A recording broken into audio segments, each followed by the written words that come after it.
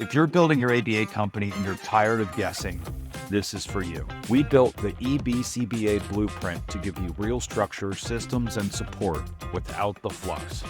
Details are in the description. Welcome, everyone.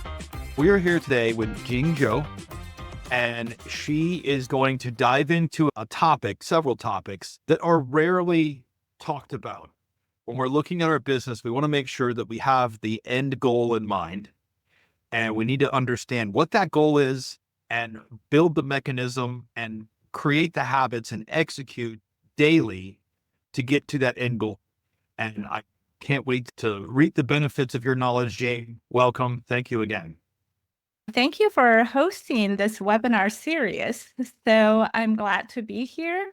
And I'd like to start off with just knowing the audience. So I've known some people on the screen, so some other ones I don't know. So use the chat function. So if you are a business owner or planning on starting a business, so please type in chat. So yes for yes, you're a business owner or starting a business, no that you're not. So that way I can have some baseline. How many people are business owners here?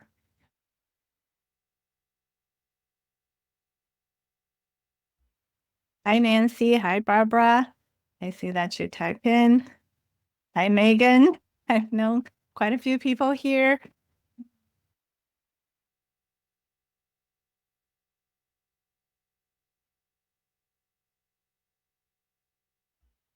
All right. So I've seen a lot of business owners here so that you are at the right place. And today I'm going to start sharing my screen. So about what we're going to talk about. So give me a minute so I can make sure I am sharing the right screen here. Am I sharing the right screen?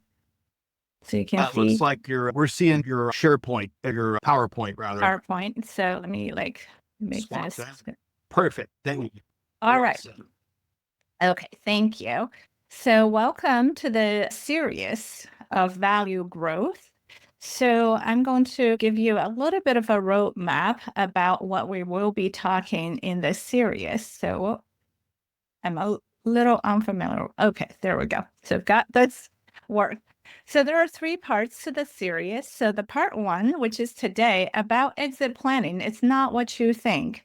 And then part 2 is unlock hidden value drivers, which is next month. And part 3 is why you will need a business operating system. So let's start with a little bit more participation again. So get your chat ready. So I got a couple of questions for you. The first one is, what comes to your mind when you hear exit planning? So just type in a few words. What are you thinking? So when you hear the word exit planning. Am I able to see the chat? No, the screen is small here. I can narrate for you. Okay. Cassie says, being prepared. Nancy said, I want to retire someday. Barbara said, preparing. Megan's organized business plan and financials in order. Siri said, putting things in place to sell. Phil, sale. Chastity, all right. Retirement, selling or passing the business on to someone. Okay. All right. Sell or close the business. Everybody's chiming in here. Yep. Okay. So basically it's retirement, sell the business, pass it on to someone else, having options. Okay. Thank you for narrating the chat because I can not see that when the screen is small. So I'm seeing my PowerPoint. So appreciate your help. It's better for the recording anyway, because the people watching the recording can't see the chat. So that's fine. Great. Okay. So now for the next question. So for question number 2, now you answered the first one, is when do you think a business owner should start taking exit planning actions? When do you think they should start their exit planning? Day 1, says Brigida. I agree. When they start the business, years in advance, at the beginning, 5 years out. I think most votes are for at the beginning or day 1. Okay. All right. So thank you so much for giving me what you think. So that gives us a little bit of a baseline and backstage. So for continuing, so the topic. So for today, we have three learning objectives. So what is exit planning and why is it important? And what does readiness mean? So I heard some of you say get ready. So what does that mean? So to get ready. And you may think, I just started my business. Why should I think about exit planning? So, throughout the presentation by the end, so you will understand why it is important to start now and why it's relevant. All right. So now a little bit of background about me. So who am I to talk about this topic? So why am I here? And as introduction show, my name is Jing Zhou. So I've been a BCBA for 25 years and I have worked in the field of ABA for almost 35 years now.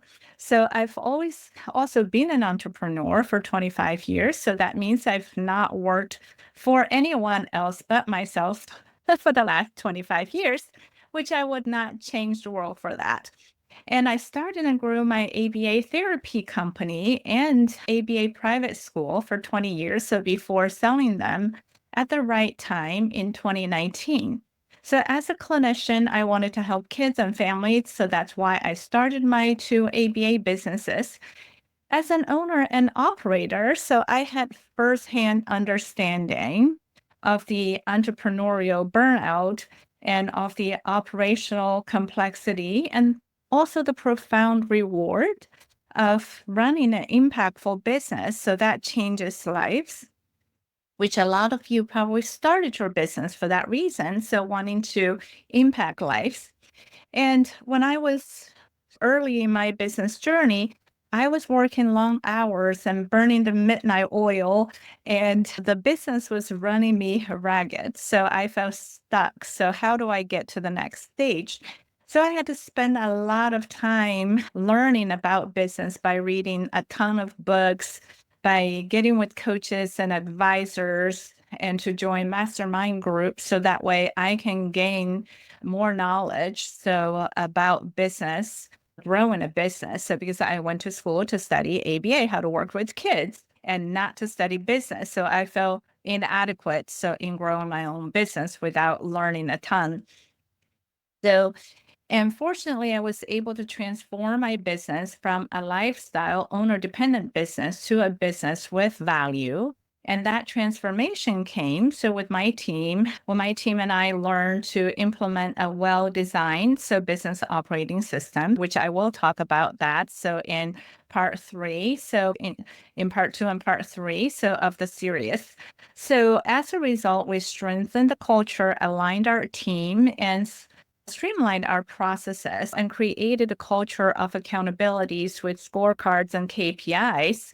And we aligned our team around our mission, vision, core values, and strategies. And everyone in the company knows our core values and know where we're going. So why they are here every day. So doing what they do.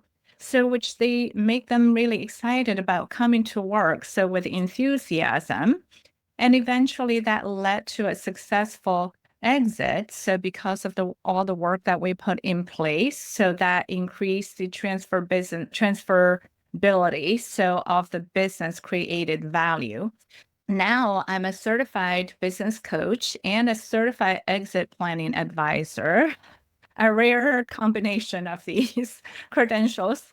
And I co-founded Core Action Consulting, I founded Core Action Consulting and co-founded Value Fusion with my business partner, who is a merger and acquisition advisor. So together, we help ABA businesses improve their operational excellence and grow value, as well as strengthen their financials. And that way they can have a profitable and sustainable business so that they can continue to improve the lives of the people that they serve, as well as achieving their personal and financial goals. Because business ownership is also a very personal journey and to the owner. So it has to fulfill some personal goal as well. So that's what we do. And we also help ABA business owners exit and sell their business when the time is right for them.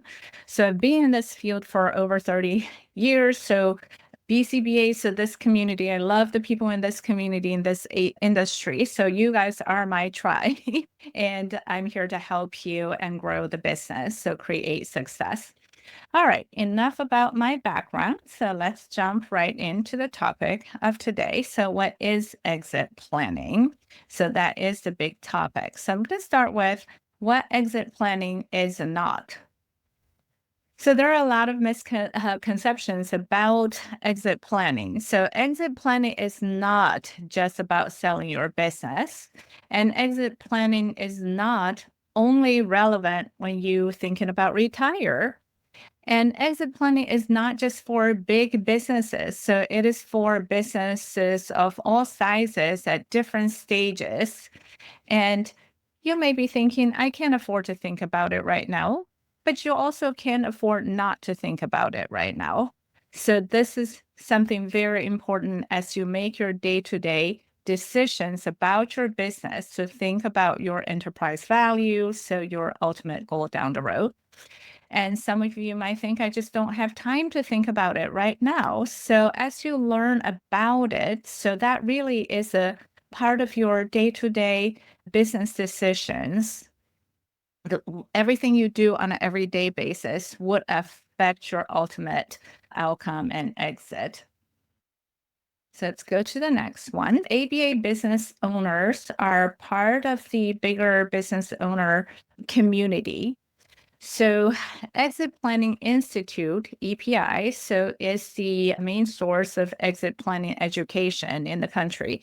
So they have conducted two large national state of the owner readiness surveys. So across 10 years, one in 2013, one in 2023. So they have discovered there has been a significant shift in the market in terms of business owners' readiness about exit planning. So here are some data statistics. Behavior analysts, we love data. We love to see those numbers.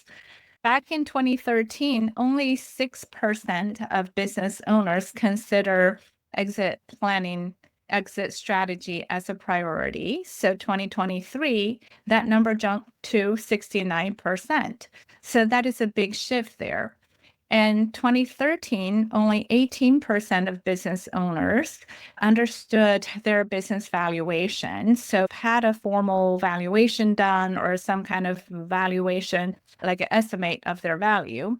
So 2023, 60% of business owners had some kind of valuation done or estimate of their value, understood what their business is worth. So at that point. And back in 2013, and only 35% of business owners had some kind of exit planning education. And nowadays, 2023, so 68% of business owners had participated in some kind of education and learned about exit planning. And then the next one is interesting, 2013. So 14% of business owners had done some sort of a value enhancement work, pre-transition value enhancement or due diligence process, took a critical look about their business to see what they need to improve prior to transition. So 2023, 62% of business owners have done some kind of value enhancement work or due diligence project before exit. So I will share a story about a client. So I'll call her Cheryl. So Cheryl had a couple of buyers reaching out to her, so interested in buying her ABA business and made offers, which a lot of ABA business owners nowadays so probably have received unsolicited emails and calls about acquiring their business. So Cheryl came to me asking, okay, I've got these contacts and emails and I have no idea about exit planning. So what should I do? And you've sold your business. I know what you do. So maybe you can help me understand. So we talked about her her business exit options. So did some analysis, and then we've decided her business was not ready. So at that point, And then she decided to work with us to do some value enhancement. So I worked with her for over a year. And then eventually my partner and I helped her sell her business, which she got doubling the price of what she was offered prior to. So doing these work. So even if she decided not to sell her business, all the work she had done, so had put her business in a much better position and had given her some more work-life balance. So as an owner, this kind of like example of the importance of doing the value enhancement work prior to. Okay, so time for another participation answering questions, and you can type in the chat. So have you attended any training on exit planning? Yes or no?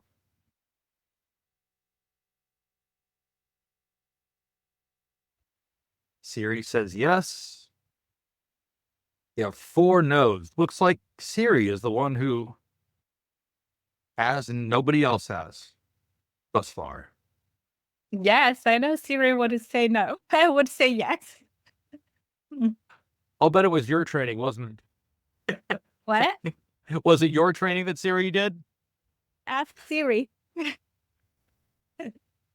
All right. So the next question, do you have a written contingency plan? Yes or no for your business?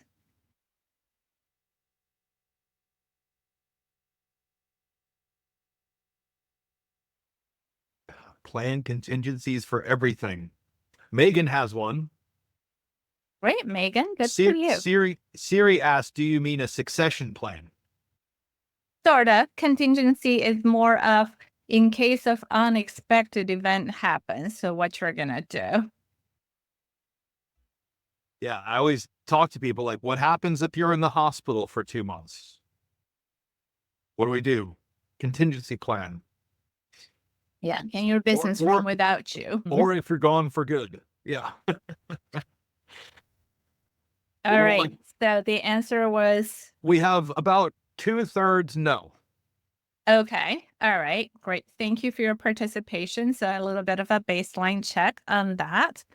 So even though nowadays business owners are much more educated and mindful about exit than 10 years ago, now 12 years ago, so many owners are still unprepared and faced with many challenges. So we're going to talk a little bit about the challenges so for the owners.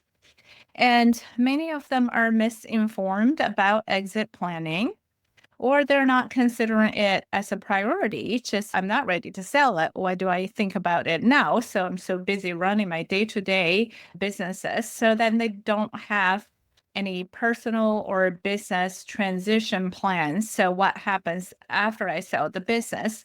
So EPI's survey was saying 75% of business owners profoundly regret selling their business within the first year.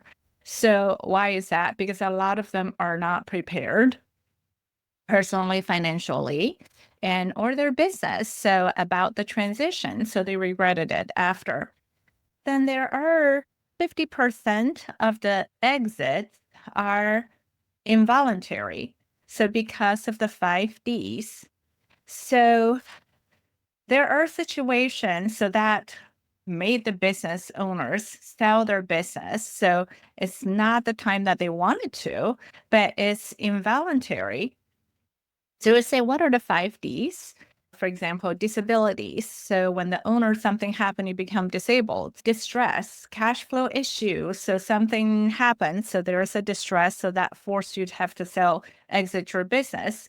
Disagreement, so among the partners. So if you have a business partner, so you may have some kind of a disagreement. So there, you can't just make decisions, so agree on certain things. So that may force you to end up selling the business.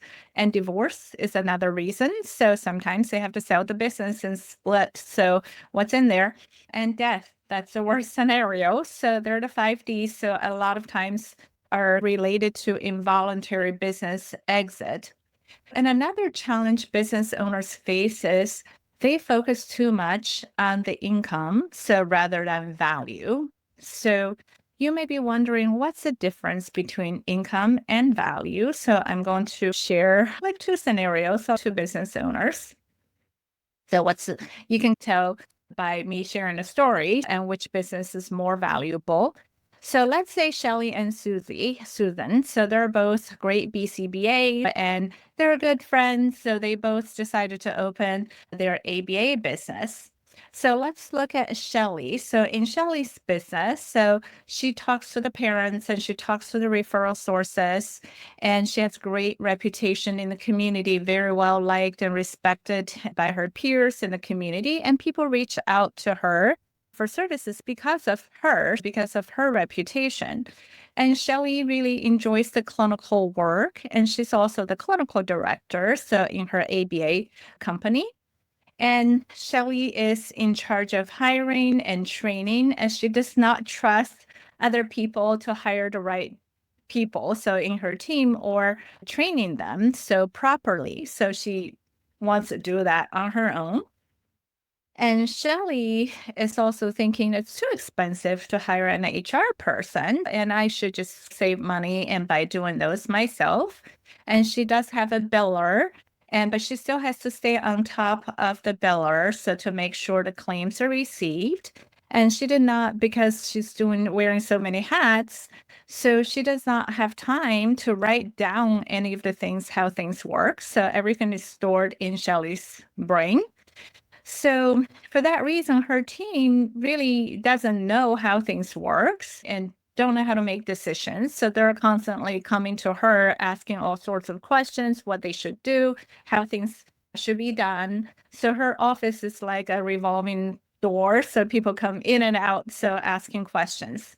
So end of the day, Shelly is extremely exhausted and irritated, and she felt like she does not have time to grow her business because her time is all sucked into those daily issues and problems. And she feels like she owns her own job rather than a business. So because of Shelly's hard work, her business is profitable. Let's say that generates $500,000 in profit each year. So that's in Shelly. So you can see the picture. So she's the one literally keeping all the plates spinning in the air. So now let's look at Susan. So in Susan's company, she enjoys being the visionary of her business. And then she had to learn from her coaches and advisors, so that in order to grow her business, so she needs to grow through her team. So it's a team sport, not a solo sport. So she cannot be the superwoman, so that does everything. So she understands that the right people in the right seats is the key. So she needs to also make sure the right people are working in the right system and doing the right things. So Susan and her teams are aligned, so on their vision, core values, and strategies. So then together, they implemented accountability, so such as scorecards and KPIs, so in their organization to hold people accountable to the business results, so that higher to do. She did develop a leadership team so that is accountable for marketing, operations, revenue cycle management, HR, and clinical operations. So they also documented how they do things. So the processes are well documented in checklists, in SOPs, so that way they can easily train up new hires so to what they want them to do. So because of the processes are documented, people know how to follow the process and without constantly bringing all the questions to Susan. So as a result, so she is able to enjoy the growth of her team and her business and have the work-life balance. And they also generate the same profit, so as Shelly, so $500,000 in profit. So in these two scenarios, so you can see their income is the same, their bottom line. Which company is going to be more attractive in the eyes of the buyer? So which company has more value? So you can clearly tell, right? So income is not the same as value. Susan's company is going to be more valuable, more attractive, and more transferable. So in the eyes of the buyer, but Shelly's company is probably not sellable because everything is dependent on Shelly. So that is high risk. So if Shelly sells the business, goes off someplace, so does some other things, the business will fall apart. So that is a big risk in the eyes of the buyer. So if nobody wants to buy the business, so then there's very little value in the business. So in real life, and I think a lot of the AB business owners can relate to Shelly. So by now, I've talked to probably more than 100 AB business owners and learning about their business. So getting down to the details, I say 90% of them are related to Shelly. So in my own journey, I was Shelly. So in the beginning, early stage of our business, and we transformed into Susan. And Shelly and Susan are all like in my own situation. So just here's a quick summary of income and versus value. So income, we focus on something short term and the current profit and current cash flows and the immediate gain. And value is focusing on the future attractiveness of the business and the value of the business and the transferability of your business, and then turn your business into an asset and not just something that generates cash flow and income for you, but it's going to be a sellable asset down the road, and it's a long-term worth. Okay, so I am having a little bit technical problem here. So let's see, because my other screen where I moved the mouse just went down, so I can't move to the next slide. So you left the technology, right? Okay, here, it came back up here for a second. Okay, so if that happens again, I may have to stop sharing and then move that into this screen. Okay, so I talked about the owner dependent versus owner independent business. So here are some characteristics of owner dependent versus owner independent business. So generally, an owner-dependent business, we call it a lifestyle business. Owner-independent business, we will call it a value-creating business. So the first time that I heard of the term lifestyle business was when I was talking to a business mentor. So I was sharing with him all the issues and challenges and problems that I was having. So he told me, "You have a lifestyle business." So it's like, what do you mean? What is a lifestyle business? That was the first time I ever heard of that term. So then he explained to me. So now here are the difference. And literally, owner dependent business. So it's highly centralized around the owner. So the owner has all the control, makes all the decisions. So literally, it's the person that makes all the plates spinning in the air. So as a result, they have very limited options in their exits. And because the business is highly tied to the owner, so it's not very attractive or marketable in the eyes of the buyer, but an owner independent business, so is the business decisions are shared among the team, so are decentralized away from the owner. And they have a strong management team in place, so that is accountable to those main business functions. And then as a result, they do have multiple transition options and paths, and that's more valuable in the eyes of the buyers, so they're more attractive. Okay, so now we've seen the challenges that business owners face. So what's the solution here? And exit planning can come in as a simple, good business strategy. So that provides a solution to these challenges. So whether you sell your business or not. So you can see exit planning is not just about selling, and it focuses on value, and it's a good business strategy. So regardless if you sell or not, but you're going to be ready all the time. So you don't have to get ready when you're ready all the time. Let's break down into a little bit more about what exit planning means.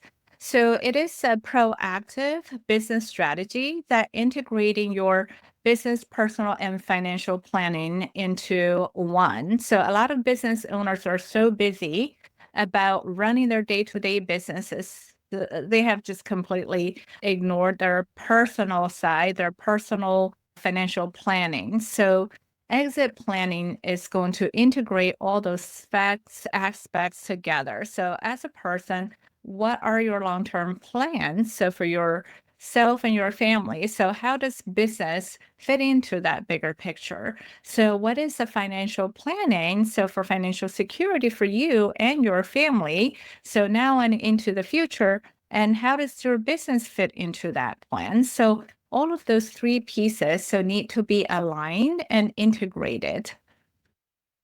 And exit planning is about building value today, not just about selling later. So it is in present tense.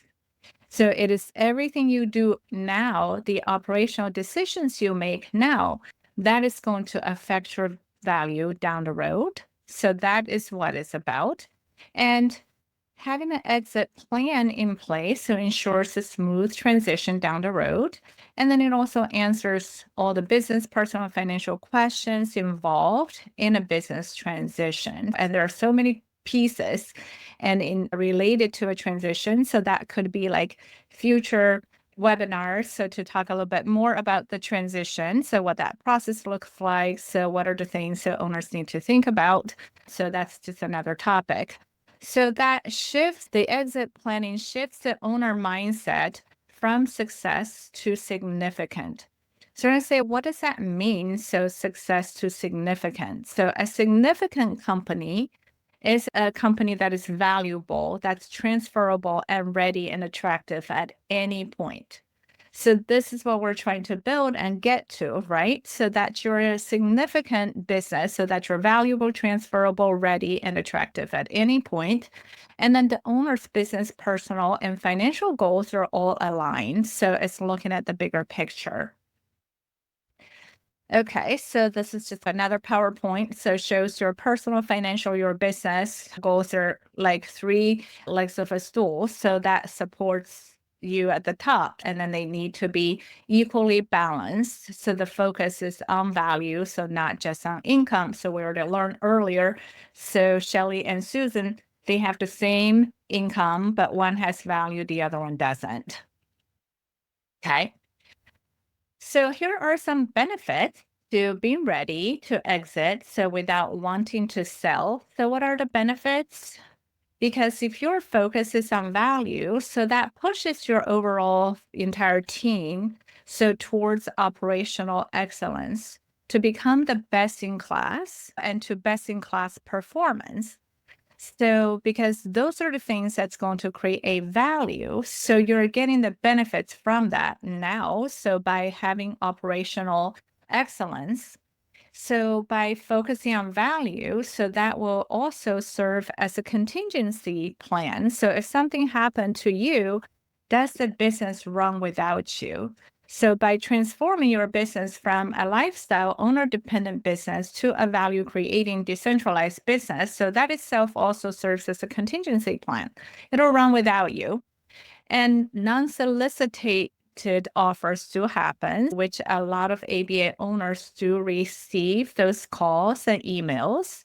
And unfortunately, a lot of owners are not really ready. So when those emails and calls come in, by focusing on value, so you're also increasing income, not just value. And those are really good benefits. So there are more benefits. We're just listing some like top ones. So that is going to help alleviate the stress and owner burnout. So for the owners, so that you're really going to enjoy seeing what the impact your business is creating on the lives of the people that you serve. Okay, so then what does that mean, readiness? How do we get ready? So here's going to be another quick participation to wake people up. So yes or no questions. So what do we mean by readiness? The readiness, is that a state of fact or is that a state of mind? So I want you to visit because the owner thinks, okay, I'm ready to sell, so I want to get out. So is that ready? Or so type in chat. So if you think it's a state of fact, type in number 1. If you think it's a state of mind, so type in number 2. So let's just check the baseline knowledge here. Mind, fact, both, fact. Awesome. Both. We have mostly facts and some both. Okay, great. I love the answers. Thank you. Okay. So the readiness is a state of fact, not a state of mind. So as business owners, we consider our businesses as our babies. So I used to tell people I have 3 kids. So my first ABA therapy company is my firstborn, and my ABA school is my second. So my son is my third. So they're all like my babies. But in the eyes of the Who's your favorite though? say my third one is my favorite. But I've graduated my number 1 and number 2. Then the truth is, so even though they're your babies, but in the eyes of the buyers, your baby may be ugly. So we hate to say that, right? In the eyes of the buyer, your baby may be ugly. So there is a book actually written about this topic. It's called Your Baby is Ugly. So that prompt the business owners to really take a critical look, critically examine so their business, identify the problems and develop strategies to overcome them. And ultimately that will lead to more value creation and successful end outcome. So exit. The fact is 70% of the business on the market do not sell.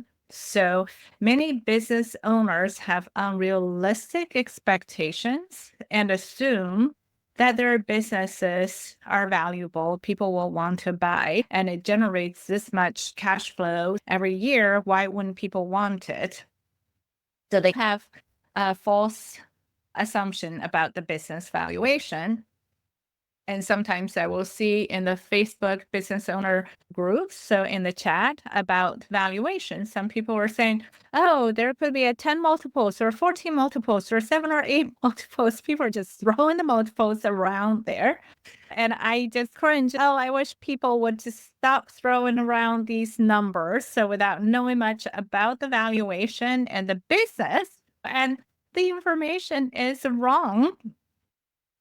So that could be something else down the road, but we will talk more about this. So what affects the business valuation and why readiness correlates to value? So there are many factors that affects your business valuation. So I'm going to name the 3 main ones. It's your EBITDA.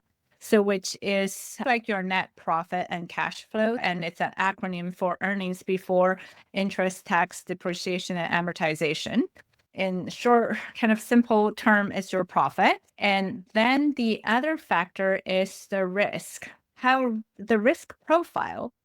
So the risk profile, I said earlier, when it's owner dependent, that's high on risk because your business is going to fall apart. So when the business owners exit the business, and when the buyers see risk in their mind, so it's immediately a discount on the valuation. So they see either are we willing to pay premium or is that going to be a discount? So other risks could be high payer concentration. So we've seen a lot of ABA businesses, 90% of their revenue so comes from one payer, so such as Medicaid. So if something goes wrong with Medicaid, so that could force you to shut down your business. So lately this year, we've seen the TRICARE issues, right? A lot of people, if they are heavily concentrated on TRICARE, so they have issues with getting paid by TRICARE that will significantly affect their cash flows. And if they don't have good amount of reserve, so in their cash reserve to cover the payroll expenses and their rent and all of that, so they could literally face shutting down the doors. Then the future growth opportunity, so it's another factor. So if you focus on value of the business and be ready, so when you're ready, that would add to your profit, so add to your EBITDA. So when you're getting ready, when you're ready, so it will reduce the risk. That's part of the readiness, is to de-risk. So intentionally de-risk your business. So what are the areas so that could potentially significantly affect your business? So when you have the right systems in place, so that will position your business for future growth. So I've talked to so many business owners that say, we have so many opportunities to grow the business, but we're just all maxed out to our eyeballs. We don't have the system in place to grow. So we don't even know what people we have to hire, what we need to do. So everyone is just running around crazy and handling multiple things that are just slamming in their face. So when you have the right system in place, that's going to position your business for growth, which is ultimately going to lead to value. So okay, how do we get ready? Your owner preparation checklist. And Josh had asked me to have like a free resource. So I do have a readiness, like a self-assessment so that you can use to see how ready am I. And you can email me afterwards. I'm happy to send that to you. Or if Derek and Josh, you have another way to share those, and just let me know. So here are some items. So first is to educate yourself about business transition and learn as much as you can. And so that way, I would say knowledge is power, right? So if you don't know what you don't know, so that's going to be hard to know what you need to do. And then also align your personal, financial, and business goals. So if you have not taken any time to think about what do you want to do in the future, and also your financial goals in the future, so I suggest you take some time away from your business. So take a little self-retreat day or something, a day or two, and go someplace so that you're not being distracted. So write it down. So what do I want to do? So with my life, do I want to be a business owner until I'm 80 or 90 years old? And are there other things I want to do? So outside of being a business owner, so financially, so what would create financial security and for me and my family? So what are the things I want to do? So after transition out of my business, do I have enough financial foundation to do those? So some people may say, I want to travel around the world. After you sell your business, do you have enough money from the business for you to be able to travel around the world? Because as business owners, 80% of your net worth is tied and locked into your business. So that has to fulfill that gap. If you have not talked to a financial advisor, so I strongly recommend so that you have a financial advisor so that you can trust that you have had that conversation early on. And what is the financial picture so down the road to accomplish what I want to do? And have a transition advisory team. So surround yourself with people that you can trust. So with your trusted advisors. So you want to build that relationship early on. So some of the people on your team could be a business advisor that may help you with exit planning, like a CEPA, so Certified Exit Planning Advisor. And that can be attorney, so a financial advisor, a CPA, so that you can trust, and also an M&A advisor, so that you've had relationships and way before, so you go through that process. So to build that advisory team. So I was very fortunate. So before I exited, so I had a great team of advisors I had worked with for many years. So like attorneys, CPA, and financial advisors.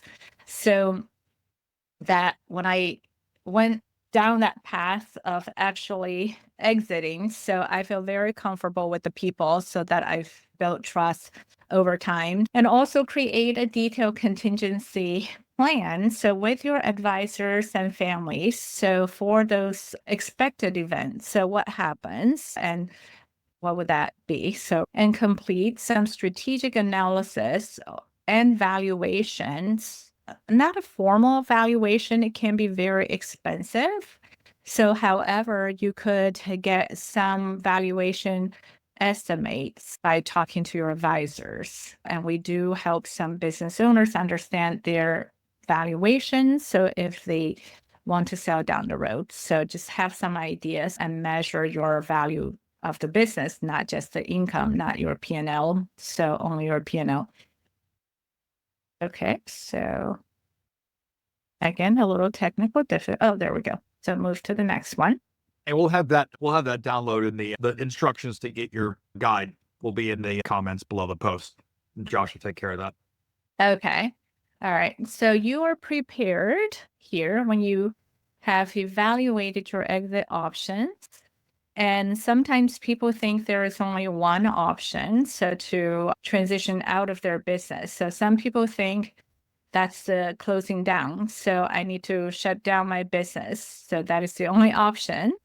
And they didn't know that they can actually sell the business. So now more people think you can sell the business, but sometimes the business is not really sellable, but owner is just so burned out. So they just want to be out. So there are some other options. So there could be some internal transitions or some other ways, and we won't go into details here about the options, and to have a written transition plan. So once you start the process, so long-term wise, so here's how long I want to own the business. So it could be 5 years, 10 years, 20 years down the road. So sooner or later, we're all going to be transitioning out of our business one way or another.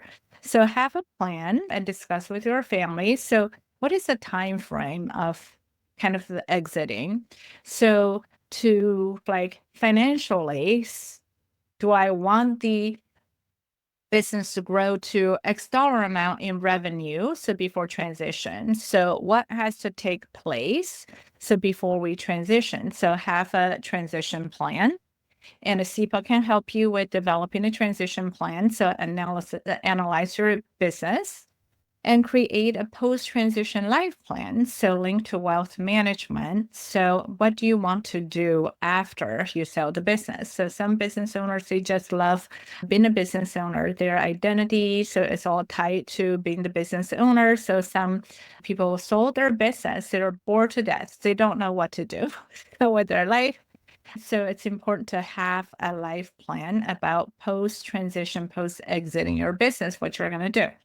And also initiate a pre-transition value enhancement and due diligence project to minimize risk and support a smooth transition. So I've talked about the value enhancement work. So if you have a short amount of time, and so you can do that maybe a year or 2 years, or you can just do that as you grow your business. So understand how to grow your value. And start your management development to ensure the business runs smoothly without you. So that's part of your contingency plan. So always think about what would happen if I'm in a hospital. So who's going to run the business? Or what happens, the true test is right now is if you go on vacation for a month, what's going to happen in your business? Would it continue to run without you? And would your business continue to grow? So some businesses like, okay, they would run for maybe a month or two without the owner, but the owner is the driver of the growth of the business. So they're not growing. So without the owners involved. So as a business, you either grow or die. So if you stop growing, you're going to start declining. So think about, will the business continue to grow without you? So wouldn't that be nice? So we don't have to be heavily involved in the growth of the business. So we have a team that can head up the growth. So these are items to think about for your preparedness. So how to prepare. Okay. So how are we doing on time? So we're doing well.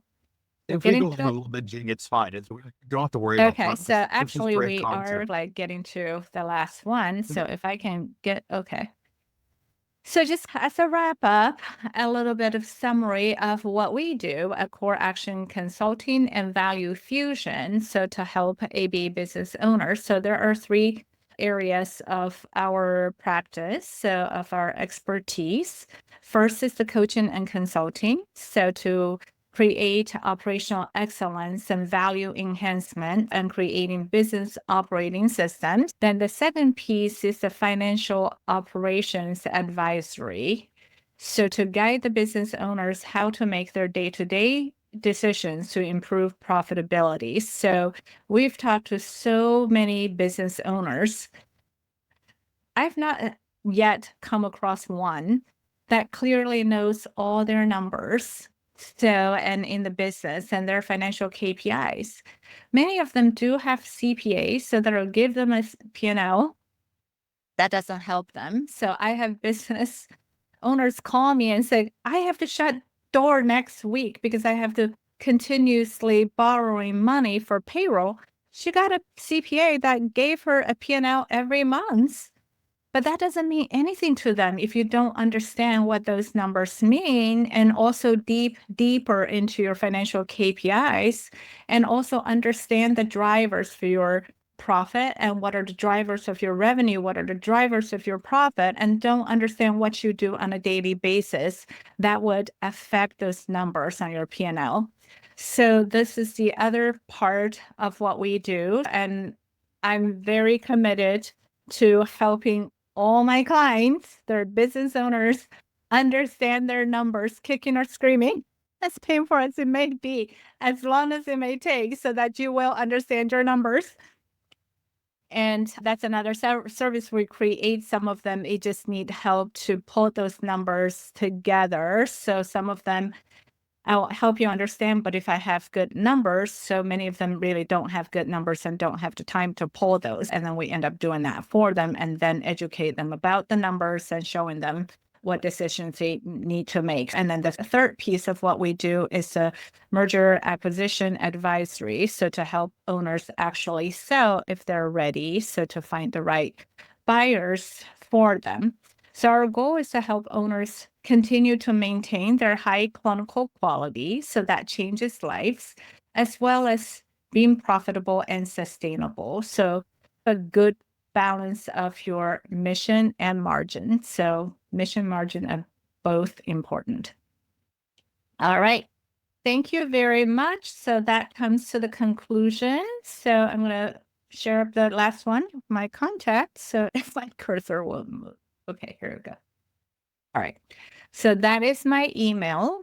If any of you want to email me about the readiness assessment, so I'm happy to send that to you. So I love talking to AB business owners because I've been in the field. I'm one of you. If I can help you in a way, so please feel free to reach out. I really appreciate your time, Jing. And one of the points that you addressed here is we don't have control over everything. So we need to plan for the things that we can't control, at least that contingency plan idea. And things happen to us that we can't always control, right? The world, sometimes you happen to the world, sometimes the world happens to you. But another thing that I've seen, and like you, I talk to hundreds of ABA owners every quarter. And one of the situations that arose was actually the opposite, where a bad thing happened to another ABA owner, and the husband and wife team ended up taking on a whole other business and there was a transition period of less than a month where they had an opportunity to basically just take over a business with over 80 employees. So they went from 20 employees to over 100 employees very quickly. And it was a difficult maneuver, obviously, in any situation, because the business they were taking over was not that well organized. But they had their strategy pretty well nailed down. When the opportunity came up, even though they weren't planning on selling the business or exiting and nothing happened to them, when opportunity came up, they were able to quickly capitalize on and grow their business rapidly because they could take the scaling, right? Because they had that scaling system. Being prepared isn't just for the Boy Scouts. If we're a business owner, we need to make sure we're ready. Exactly. So that is not only helpful down the road when you exit, that is helpful to you now. Because if you do that now, that is going to make your job a lot easier as a business owner, so that you're not wearing 7 or 8 hats and doing everything on your own. And then you're actually able to focus on the growth more because so many times business owners they become the bottleneck of the growth because everything has to go through them. And then they don't have the time to focus on growth because their time and energy have been taken away by those day-to-day decisions and little things. So it's really important to focus on growing the business by building the right team and giving them the purpose, giving them the right system to work in. And they're doing the right things through accountability. So then the owner can really enjoy owning a business instead of owning your own job. Yeah. So I'm now looking at some of the chat about the ugly baby. Yeah, we were feeding off the ugly baby comment. I heard it summed up pretty well, and I can't remember exactly where it was, but it was a business value building talk. And the way it was summed up was your business value is EBITDA minus risk. What was it? EBITDA minus risk, EBITDA times growth minus risk minus your involvement. So the less involved you are, because if they're just buying a job, they can go create that on their own. And I think that when we go through the startup process, we look at these things and we say, look what I've done here. I've created this business. I've started generating this revenue, and not to downplay it, but anybody can do that. Any BCBA can go out and start their business. They can deliver clinical quality. They can run it, and they can be the clinical person in the BCBA. So it's not a value building factor to just have an operating company. The value add is to do what most don't, and is to set yourself apart and have a business that you can step away from, be an owner, choose when you want to be involved, and go in and do the things that you like. And I'm in a different business, but I actually enjoy my business more now that 80% of my time I spend on ABA impact stuff. About 20% of my time I spend doing CEO stuff for my primary means of income. It's nice to have the freedom and be able to do the things that you want to do because you have a company that runs itself, but it's not your people. And I think that's a misconception that people get often, because the question, what happens if you step away from your business for 30 days? Will it be okay or will it not be okay? A lot of people actually answer, yeah, I think we'll be fine. But the reason, why will you be fine? But often, about 90% of the time, they'll say, I've got Kirsten. She's the bomb. I've got this person she's my second in charge. She's not an owner. She's my clinical director. She can run the whole thing. The problem is you're people dependent. And when Kirsten leaves, you've got a big problem now, because that's where all the value went. So when somebody's looking at your business and asking, what makes it run the way it does? And if you say it's me, that's a problem. If it's not you, but it's Kristen or Kirsten, this is another issue. So it's the same thing. You want to have system-based businesses. But I love this. I eat this stuff up. I love hearing your perspective. Oh, thank you. So it's so fresh.